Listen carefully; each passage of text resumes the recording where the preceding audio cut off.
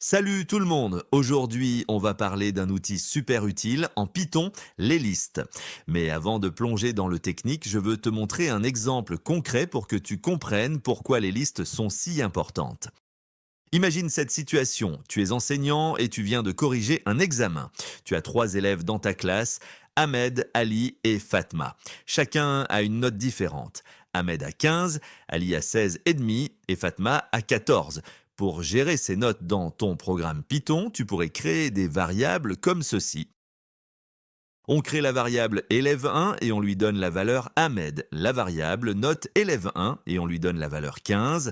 La variable élève 2 égale Ali. Note élève 2 égale 16,5. Élève 3 égale Fatima. Et la variable note élève 3 égale 14. Jusqu'ici, tout va bien. Mais maintenant, imagine que ta classe ne compte plus 3 élèves, mais 30 ou même 40 élèves. Est-ce que tu vas créer 30 ou 40 variables?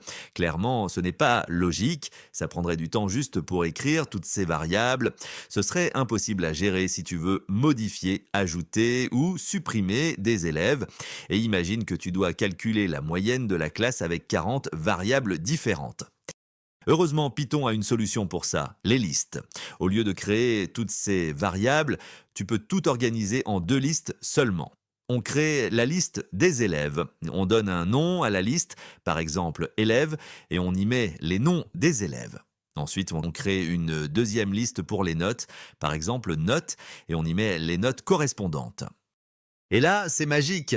Tu as tout organisé en deux variables seulement. Dans cette vidéo, on va voir comment créer et utiliser des listes en Python, comment ajouter, supprimer ou modifier des éléments et plein d'autres astuces pour devenir un pro des listes. Alors, prêt à découvrir tout ce que tu peux faire avec les listes en Python? C'est parti!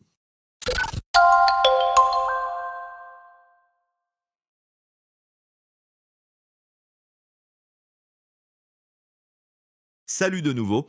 On commence par une question simple. C'est quoi une liste en Python? Une liste est une collection ordonnée et modifiable d'éléments. Collection ordonnée, c'est-à-dire que les éléments ont une position précise appelée index. Modifiable veut dire que tu peux ajouter, supprimer ou modifier des éléments après avoir créé la liste. En résumé, une liste, c'est comme une boîte où tu ranges des éléments dans un ordre précis et tu peux toujours ouvrir la boîte pour ajouter, enlever ou changer ce qu'il y a dedans.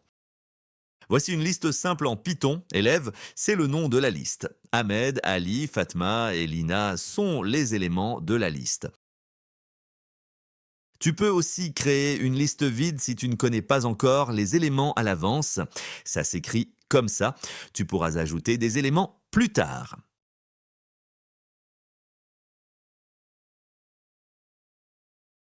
Les éléments d'une liste sont ordonnés par un index. L'index du premier élément est 0, l'index du deuxième élément est 1, l'index du troisième élément est 2, l'index du quatrième élément est 3. On va garder l'exemple de la liste d'élèves. Voilà, notre liste est créée dans le programme et elle est composée de 4 éléments. On va voir que donne l'instruction print élève. Voilà, elle affiche tous les éléments de notre liste. Mais maintenant, la question est comment afficher un élément de cette liste? La réponse, c'est en utilisant l'index. En Python, chaque élément d'une liste a une position précise appelée index.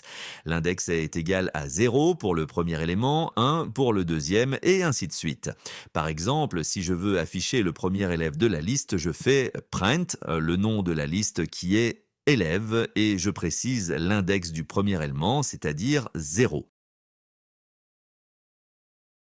Si je veux afficher le deuxième élève, je précise son index.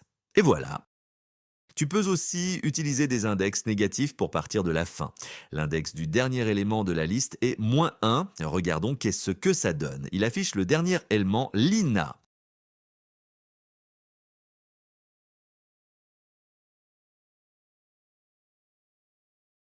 Nous allons changer par exemple l'élément Fatma et on va le remplacer par Salma. Pour faire ceci, nous savons que Fatma se trouve à l'index 2.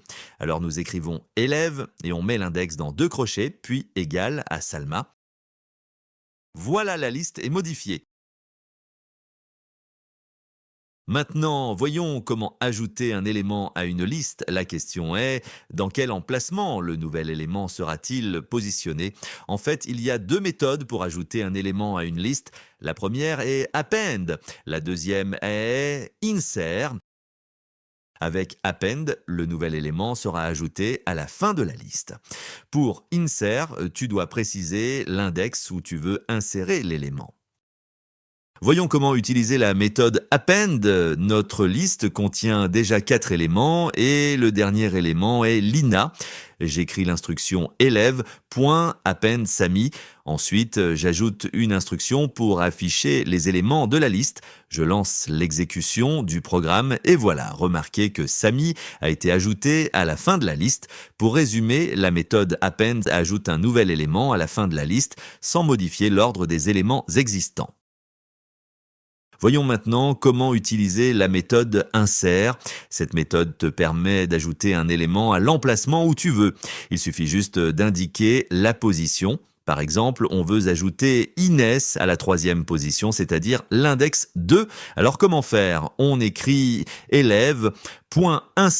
J'ouvre la parenthèse, je donne l'index 2, virgule, et je tape Inès. Je lance l'exécution du programme et voilà. Remarquez que Inès a été ajoutée à la 3e position de la liste.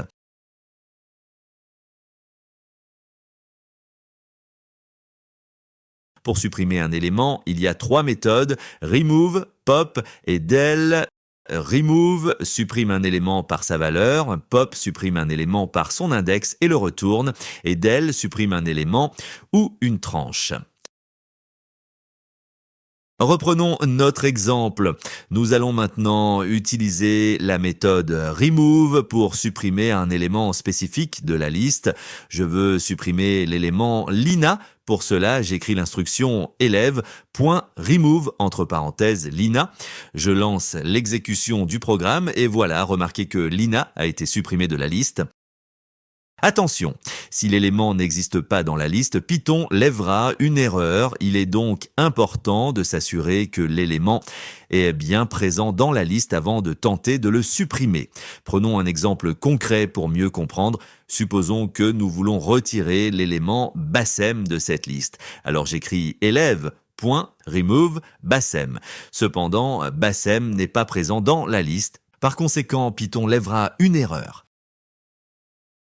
Une autre chose, imaginons que vous avez une liste d'élèves avec des noms qui se répètent. Par exemple, le nom Lina se répète 2 fois. Ici, nous avons le même nom dans 2 positions. J'applique la méthode remove. Regardez la liste. Seulement la première occurrence de Lina a été supprimée. Comme vous pouvez le voir, la deuxième, Lina, est toujours présente dans la liste. Pour résumer, la méthode remove ne supprime que la première occurrence de l'élément spécifié. Passons maintenant à la méthode pop. Contrairement à remove qui supprime un élément par sa valeur, la méthode pop supprime un élément par son index. En plus de supprimer l'élément, elle retourne également la valeur supprimée, ce qui peut être utile dans certains cas. Je veux supprimer l'élément à l'index 2, c'est-à-dire Ali. Pour cela, j'écris élève supprimé égale élève.pop 2. En fait, élève supprimé, c'est quoi? C'est une variable qui stocke la valeur supprimée. J'ajoute des instructions pour afficher la liste et l'élément supprimé. Je lance l'exécution du programme et voilà. En résumé, la méthode pop supprime l'élément à l'index spécifié et retourne la valeur supprimée. Ah, attendez, si je n'indique pas l'index, la méthode pop supprimera le dernier élément de la liste. Passons maintenant à l'instruction del. Del est une instruction Python qui permet de supprimer un élément par son index ou même de supprimer une tranche. Je veux supprimer l'élément à l'index 1, c'est-à-dire Lina. Pour cela, j'utilise l'instruction del élève et entre 2 crochets, je mets l'index 1. Je lance l'exécution du programme et voilà, remarquez que Lina a été supprimée de la liste.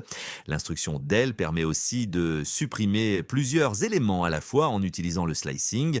Par exemple, je veux supprimer les éléments aux index 1 et 2, c'est-à-dire Lina et Ali.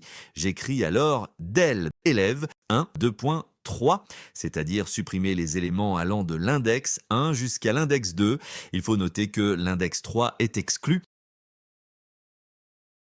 Voilà, c'est la fin de la première partie de cette vidéo. Si vous avez aimé, restez avec moi pour la deuxième partie où on va approfondir encore plus le sujet. Allez, on se retrouve tout de suite.